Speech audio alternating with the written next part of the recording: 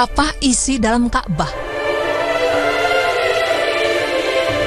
Tak sembarang orang yang bisa memasuki Ka'bah. Oleh sebab itu, banyak yang bertanya apa sebenarnya yang ada dalam Ka'bah itu. Apa benar dalam Ka'bah masih tersimpan berhala-berhala zaman dulu, sebagaimana yang dituduhkan kaum perusak Islam? Pemirsa, sebelum mengetahui isi dalam Ka'bah, ada baiknya kita mengenal dulu sisi luar Ka'bah yang belum secara umum dikenal oleh banyak orang.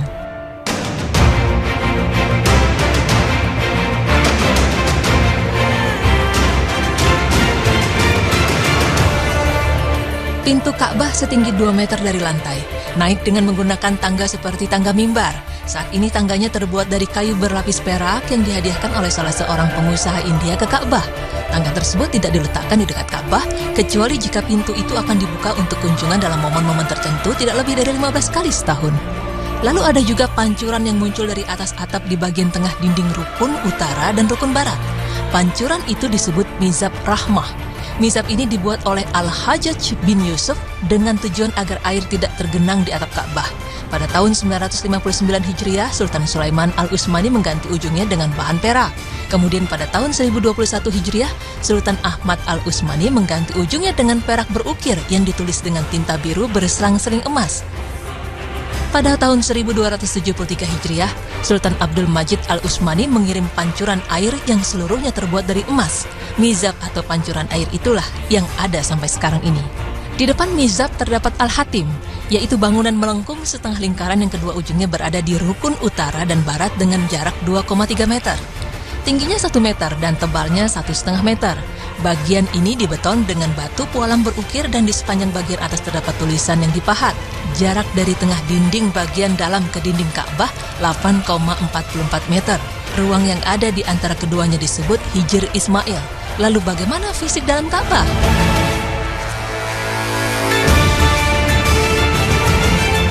Pemirsa beriman, sebagaimana yang diperlihatkan dokumenter Kerajaan Arab Saudi, isi dalam Ka'bah hanya berupa ruangan kosong. Berikut ada 7 bagian di dalam Ka'bah yang harus kita ketahui, agar terhindar dari fitnah orang-orang yang mengatakan bahwa Ka'bah berisi berhala zaman dulu.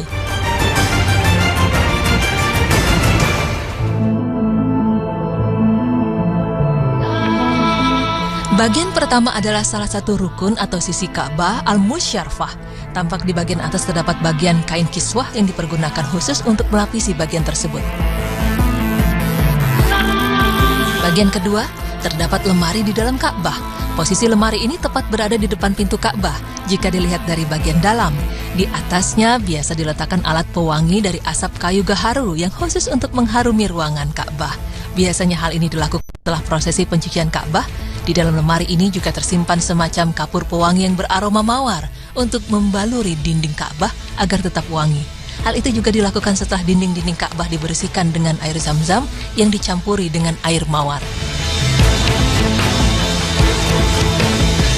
Bagian ketiga ini adalah tempat sholat Rasulullah SAW ketika beliau memasuki Ka'bah. Raja-raja, gubernur-gubernur Mekah Al-Mukarramah atau tamu kerajaan selalu sholat di tempat ini sebelum memulai prosesi pencucian Ka'bah. Mungkin setelahnya kita berharap bisa menjadi orang-orang yang bisa ikut sholat di tempat ini. Bagian keempat merupakan bagian kecil di dinding Ka'bah berupa batu tertentu. Posisinya menghadap tempat sholat tadi. Pada batu tersebut tertulis kalimat La ilaha illallah Muhammad Rasulullah.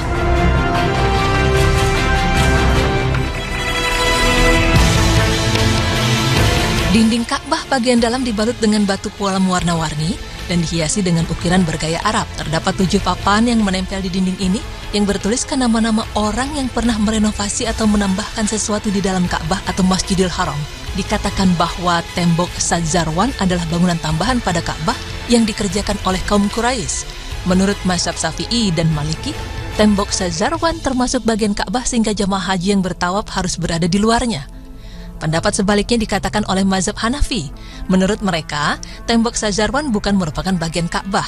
Adapun mazhab Hambali memilih berada di antara 2 pendapat di atas. Menurut mereka, menjauhi tembok itu sangat dianjurkan, tetapi seandainya jamaah melakukan tawaf di dalamnya, maka tawafnya tetap sah dan tidak sampai rusak.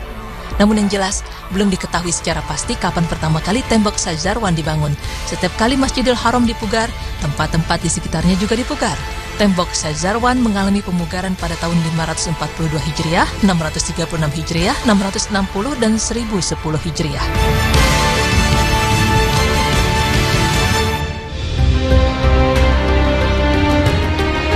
Bagian kelima adalah atap dalam Ka'bah yang penuh dengan ukiran-ukiran mengagumkan. Selain itu, atap tersebut juga dihiasi dengan lampu-lampu indah yang terbuat dari emas murni dan dari perhiasan-perhiasan indah lainnya. Sedangkan lantai Ka'bah dibuat dari batu pualam putih. Bagian keenam, ada sebuah pintu yang terdapat di dalam Ka'bah. Pintu ini bukanlah pintu utama Ka'bah. Pintu ini dinamakan pintu Taubat. Di dalam pintu tersebut terdapat tangga menuju ke atap Ka'bah. Bagian ketujuh adalah 3 pilar dari kayu gaharu terbaik. Panjang satu pilar sekitar 1/4 meter atau setengah meter berwarna campuran antara merah dan kuning. Ketiga pilar ini berjajar lurus dari utara ke selatan. Pada awal abad ini, tahun 2000-an, bagian bawah ketiga pilar retak yang kemudian diperbaiki dengan diberi kayu melingkar di sekelilingnya. Ketiga pilar ini dibuat atas inisiatif Abdullah bin Al-Zubair 3 abad yang lalu. Meski demikian, ketiganya masih tetap kokoh hingga saat ini. Tiang ini terbuat dari kayu yang terbaik dan disepuh dengan emas murni. Bagian atasnya terlihat kain kiswah, bagian dalam yang berwarna hijau. Tampak juga ada lampu-lampu kecil, tempat pengasapan kayu gaharu dan wadah-wadah. Benda-benda tersebut adalah hadiah pemberian dari para khalifah, para sultan, para amir, dan para raja sepanjang sejarah Islam untuk Ka'bah yang mulia. Pemirsa beriman, terbukti sudah bahwa isi dalam Ka'bah tidak seperti yang dituduhkan oleh kaum perusak Islam. Adapun Ka'bah hanya sebagai simbol atau tanda agar kita sholat menghadap kepadanya, sehingga ketika beribadah kita serempak hanya menuju ke satu arah saja. Jadi ini bukanlah berarti kita menyembah Ka'bah, sebab kita tetap menyembah Allah, hanya saja menghadap ke arah kiblat, yaitu Ka'bah.